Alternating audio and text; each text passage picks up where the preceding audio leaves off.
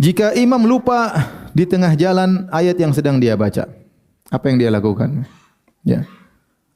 Kalau dia lupa Al-Fatihah, ya dia harus ulang baca Al-Fatihah. Tapi kalau yang dia lupa adalah surat setelah Al-Fatihah, maka dia jadi imam, dia lupa dan tidak ada yang tegur di belakang. Makanya kalau jadi imam itu, yang belakang imam harusnya orang-orang yang berilmu, yang juga punya hafalan. Kalau imamnya lupa, dia bisa apa? Tegur. Ya. Karena sebagian orang pede langsung di belakang imam. Padahal bahlul ya. Jangan, orang biar yang jadi di belakang ustaz kek siapa kek. Kalau ada apa-apa dengan imam, dia segera bisa ganti. Kalau imam lupa, dia bisa apa? Tegur ya. Maka hendaknya yang di belakang imam persis orang-orang yang mengerti tentang agama. Ya. Saya masih ingat dulu Syekh Abu Bakar Al-Jazairi waktu beliau masih hidup rahimahullah taala, beliau ngisi pengajian di sayap kanan Masjid Nabawi.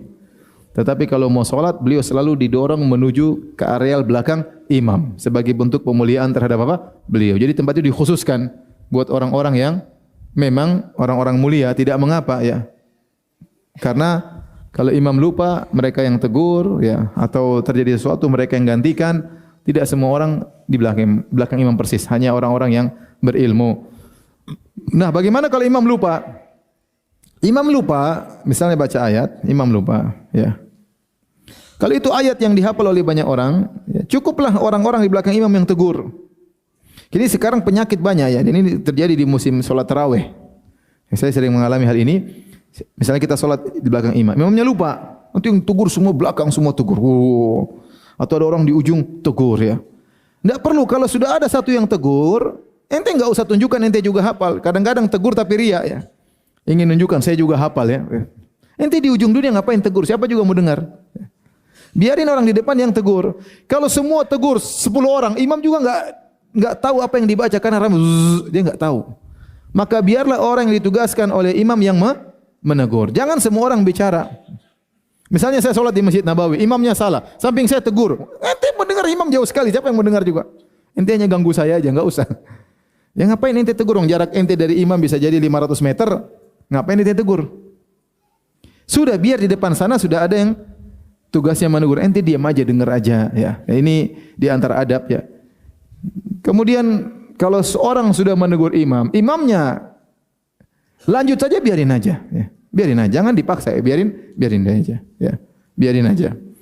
Tetapi imam sendiri kalau dia tahu dia salah, hendaknya dia melakukan beberapa pilihan. Pilihan pertama, ternyata tidak ada yang bisa bantu dia untuk mengingatkan ayat tersebut, dia boleh langsung ruku. Tidak usah lanjutkan, enggak apa-apa. Macet tengah jalan, dia ulang lagi, enggak bisa nyambung-nyambung, benar-benar macet, langsung aja Allahu Akbar. Allahu Akbar, enggak ada masalah. Atau kalau dia benar-benar lupa, maka silakan dia ganti dengan baca surat yang lain ya. Dia membaca surat yang lain, dia langsung baca Qul huwallahu ahad, Allahu samad, boleh. Dia baca surat lain baru kemudian dia ruku ya. Atau kalau enggak, dia baca satu ayat, dua ayat, enggak ada masalah. Ayat dari surat manapun, dia baca satu ayat, dua ayat kemudian ruku. Jadi saya ulangi, kalau imam lupa di tengah jalan, kalau dia tidak bisa ingat ayat tersebut, maka ada 3 hal yang bisa dilakukan. Pertama, dia langsung ruku, boleh. Tidak usah lanjut.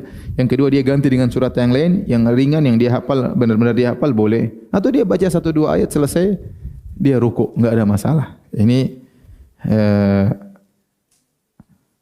kondisi imam kalau lupa.